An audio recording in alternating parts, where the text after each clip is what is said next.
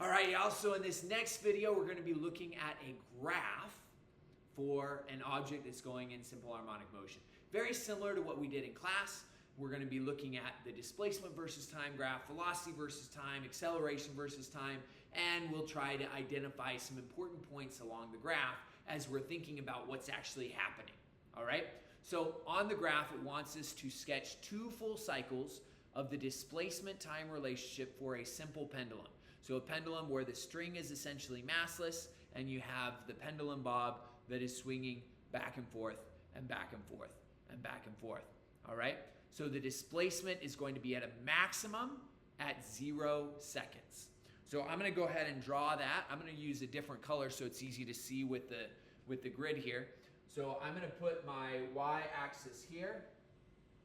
The y-axis will be representing the displacement, and then I'll put my x-axis in, which is going to represent time. So this is time, this is right now displacement. And so my graph, it says that I need to have a displacement that is at a maximum at time 0, and then I need to go through 2 full cycles. So I'm gonna start at my maximum here, and then I'm gonna go down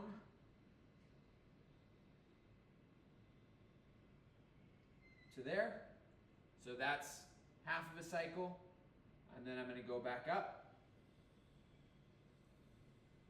like that. So there's 1 full cycle. I'm starting at the top, I'm going down, and then going back up again. So this shows that I start over on the right-hand side, and then I swing over to the left, and then I go back to the right side again, okay?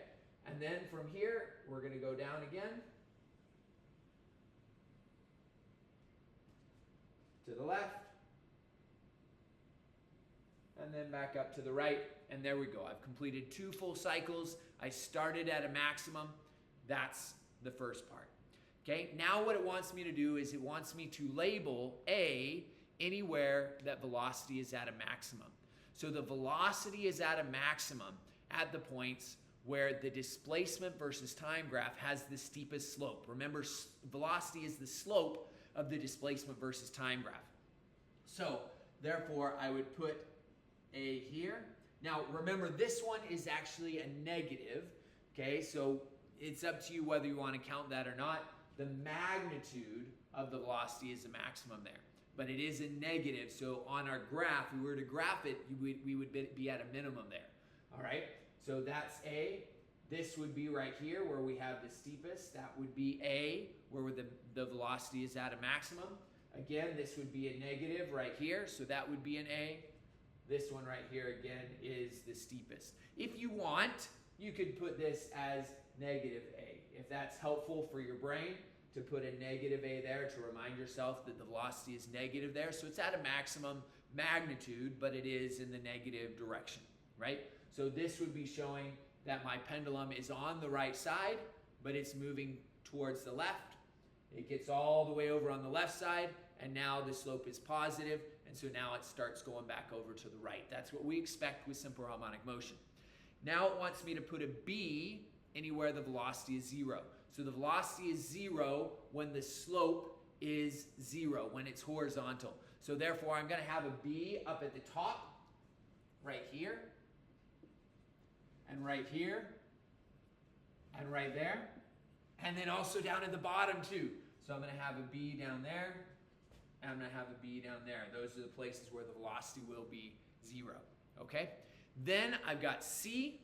C is anywhere the acceleration is a maximum magnitude, and it does clarify here, it wants me to put a plus C for positive acceleration and a negative C for negative acceleration, okay? Well, the acceleration is going to be positive when my displacement is negative, right? Remember that the definition of simple harmonic motion is that the displacement and the acceleration are proportional but opposite to each other. So when the displacement is at a maximum, the acceleration will also have a maximum magnitude but in the opposite direction.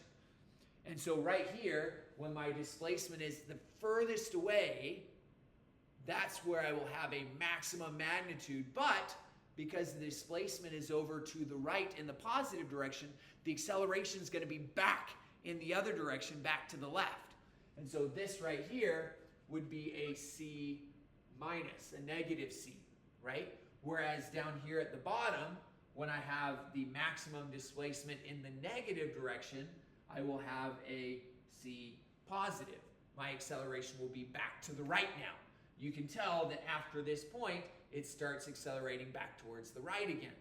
And so we go through with that. This would be a C minus, C plus, and C minus all the way through. Now we could draw the graphs then if we wanted, and in fact that's what it asked me to do in the next part of this. So if you have the notes at home in example number 6, actually right here, turn my thumb the right way, right here, example 6, then asks us to create a velocity graph. Okay, now we talked through this in class and you probably can figure out what this looks like already, but I'm going to go through the same process that we went through in class because it's important to logically understand why this works the way that it does.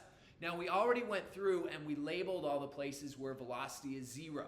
So velocity was 0 at all of the B's. So B right here. So velocity should be 0 there. Velocity should be 0 here. Velocity should be 0 here. Velocity should be 0 there, right? All of the places where my displacement is at a maximum, right? That's where the pendulum's swinging up and it comes to rest and then it starts swinging down again, right? So everywhere I'm at a maximum displacement, I should be at 0 velocity. And it doesn't matter if it's a pendulum or a particle that's going back and forth or if it's something on a spring. That's always going to be the case with simple harmonic motion. So we've got those. Then I need to put on the maximums and minimums. So the maximums are going to occur when my velocity is at a maximum and positive. And so we can see that right here. We labeled the positive A there. Now I'm not giving a specific value here. I'm just going to label, I'm going to go ahead and label it here. I'm just going to say, it goes about that high.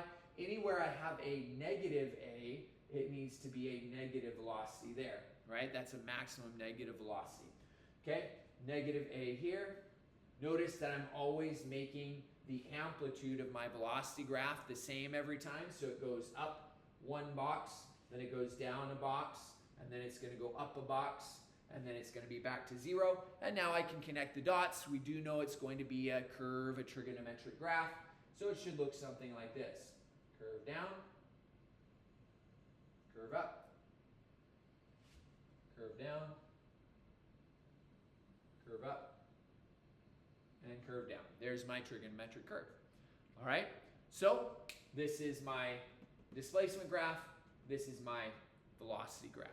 Okay? Now what you'll notice is that other than the fact that the amplitudes don't have to be the same, the velocity graph is just the displacement graph that's been shifted over a little bit.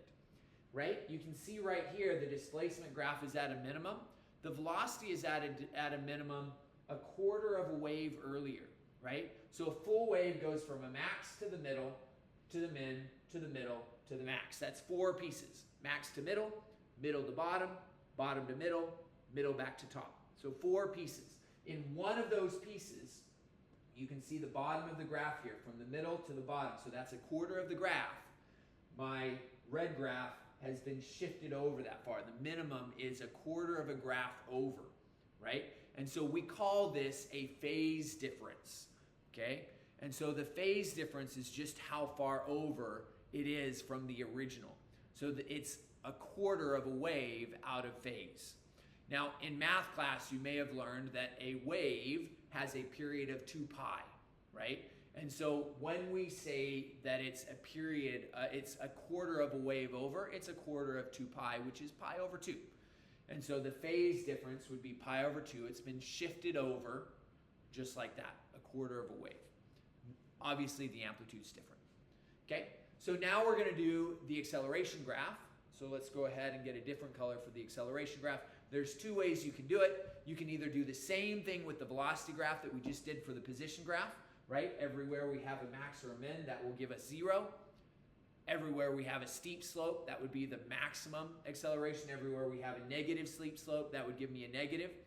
Or you can recognize that the acceleration is proportional to the displacement but in the opposite direction. So anywhere that the displacement is at a maximum, acceleration's got to be at a maximum, but in the opposite direction, right? Anywhere that the displacement is at a minimum, the acceleration has to be at a minimum, but in the opposite direction, so a maximum.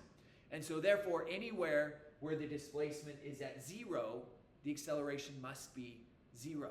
This is the case in any situation with simple harmonic motion, that when you are in the center, then there are no forces pushing you out of the center. You're still moving, so you're going to pass that center anyway, but the forces are as balanced as they get when you're in the center. So if the forces are balanced, there is no acceleration. Now we have to be careful because with the pendulum, there's always acceleration because it's circular motion. But in general, when we're moving back and forth in the center, we would say there is no acceleration. So my acceleration graph should look something like this. And again, I'm going to draw it, I'm going to do a little bit different just so it has a different height. When this is at a maximum, this should be down at a minimum. When the displacement crosses 0, my acceleration should cross 0. So it should look something like this. And then here it will be at a maximum, so something like that. And then back crossing there. And here. And there. And there. And there. And there. All right? Something like that. So you can see that anywhere where the displacement is at a maximum, like any of these places where displacement is maximum, the acceleration is at a maximum value but negative. Anywhere where the displacement is negative, the acceleration must be positive. Okay? Now, I purposely made the heights not the same because the values don't have to be the same, right? They're talking about completely different things. One is talking about a distance in meters. The other is talking about an acceleration meters per second squared. So the numbers don't have to be the same. They just have to be exactly opposite each other at all times. When this one starts going up, this one should start going down. That's what it means to be opposite and proportional. All right? Awesome. The last thing that it actually asks us for here is to label the points where the force is at a maximum and where the force is at a minimum. So I'm going to pull out my last marker here, my black marker, so we're going to label that. Now, it should make sense because F equals ma, that anywhere where the acceleration is at a maximum, then the force should be at a maximum, right? Now, by maximum, we mean maximum magnitude. So any place where my graph is at a maximum amplitude here, that should be an F max, right? This right here would be an F max. Yes, it's negative, but remember, negative just means the opposite direction. The force, the magnitude of the force is a max, just in the opposite direction. Here as well, F max. Here as well, F max, right? So at this position, the force is at a maximum. And of course at the beginning as well. I didn't write that one down, but that would be a maximum force as well. The minimum force would be 0. The least force that I can possibly have is 0. And so the minimum force is going to be anywhere where my acceleration is 0. So this will be an F min. This will be an F min. Because at that point, my object is at the center, which means the forces are balanced, which means the net force is 0. And if the net force is 0, then the acceleration must be 0. Okay? So again, there F min, here F min, and at this point as well, F min. And so we've labeled all of those as well. All right? So hopefully that's helping you make some sense. I know when you look at it now, it's like, what? There's so many things doing. Yeah, I know, it looks a little messy. But we're just looking at one piece at a time. Just look at displacement. Just look at velocity. What do we need? The next question we could ask is, when is kinetic energy the greatest? And if you want to say when is kinetic energy the greatest, you would find the place, well, kinetic energy is connected to 1/2 mv squared. It's connected to velocity. So wherever velocity is the biggest, kinetic energy will be the greatest, right? So kinetic energy would be greatest anywhere where my red graph, the red graph was the velocity, right? So anywhere where that is at a maximum or a minimum, the kinetic energy should be at a maximum. So here, here, here. All of those would be maximum kinetic energy. We could look at potential, all these things we could continue to look at, right? But you just look at the piece that you need to look at. Don't be worried about the fact that there's a lot of stuff going on, okay? Hope that was helpful. Hope that kind of made sense as we talked through some of this and we reasoned through it. And yeah, watch another video. We'll see you next time.